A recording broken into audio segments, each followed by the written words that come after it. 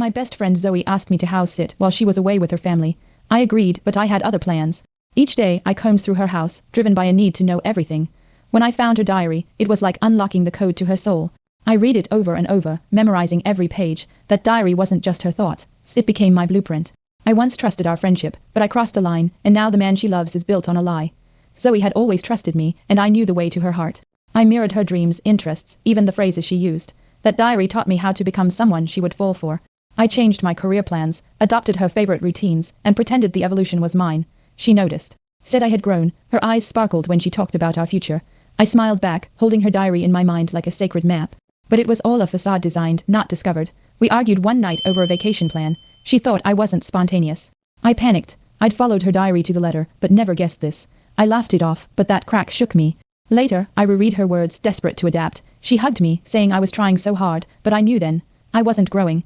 I was just adjusting the mask. Her love wasn't for me, but for a persona I invented. When Zoe mentioned starting a family, I froze. That wasn't in the diary. I smiled, agreed, but my stomach churned. I snuck away and reread her past entries, searching for clues, anything to guide me. But they ended a year ago. I had no new data, no script. I felt like an actor forgetting his lines. She was in love with a man I'd built from stolen thoughts, and now, I didn't know how to be him anymore. During a dinner with her parents, Zoe laughed about our first date, how perfectly I'd guessed her favorite wine. Her mom said, "It's like he read your mind." I smiled, heart racing. That bottle had been mentioned in her diary. Every detail of that night was orchestrated. I excused myself, staring at my reflection. Was I even real to her? Or just a mirror reflecting her desires? The truth sat in silence between my ribs.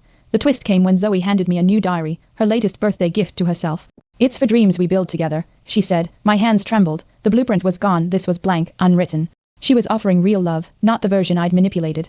I smiled, kissed her, and promised to write truth this time. But inside, I felt the ghost of every lie I'd ever told, watching from the shadows of who I wasn't.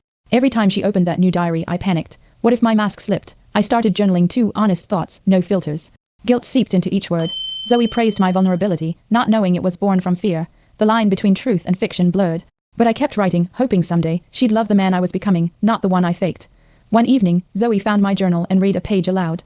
My breath caught, but it wasn't confession. Just a memory I'd recorded sincerely. She smiled, kissed me, and whispered, "I love this version of you." Maybe I wasn't the boy who stole her diary anymore. Maybe I was finally the man writing our story from truth, not obsession.